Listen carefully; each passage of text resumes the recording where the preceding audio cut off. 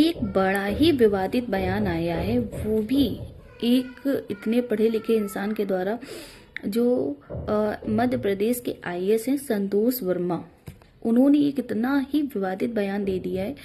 सुनिए, उनका कहना है या तो ब्राह्मण अपनी लड़की दे, मेरे बेटे को शादी करने के लिए दान कर दे।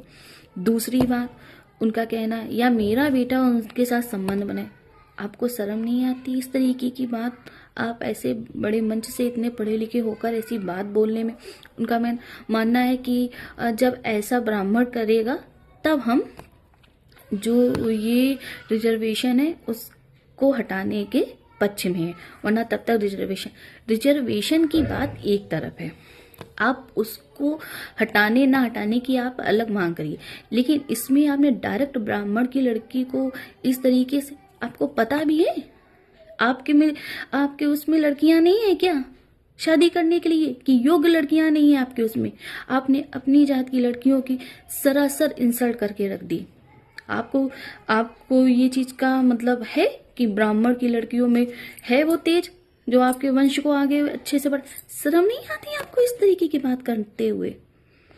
हमारे ब्राह्मणों में, समझ रहे हो ना, हमारे ब्राह्मणों में ब्राह्मण की शादी ब्राह्मण करने में कितना माथा पच्ची होता है। मातृ पक्ष नहीं होना चाहिए, गोत्र एक नहीं होना चाहिए, बिसवा होते हैं, नाड़ी मिलनी चाहिए, जो होते हैं गुण मिलने चाहिए। समझ में आ रहा आपको? हम ब्राह्मण एक से एक अच्छे लड़के, हमारे घर वाले कभी कभी इन सब चीजों को फॉलो करने में वो हो जाते हैं, और आपने यहाँ किस तरीके की बात अभद्रता पूर्वक कर दी। अपने औकात में रहिए। मैं कभी भी विवादित बयान नहीं देती हूँ, बट मेरा आज है, ये गलत है, सरासर गलत है। आपको इतने बड़े मंच से, आप इतनी बड़ी पोस्ट पे होने के बावजूद इतनी गलत और असहज बात करेंगे, तो मैं एक ब्राह्मण लड़की होने के कारण ये कतई स्वीकार नहीं करती हूँ कि आप इस तरीके का विवादित बयान दें।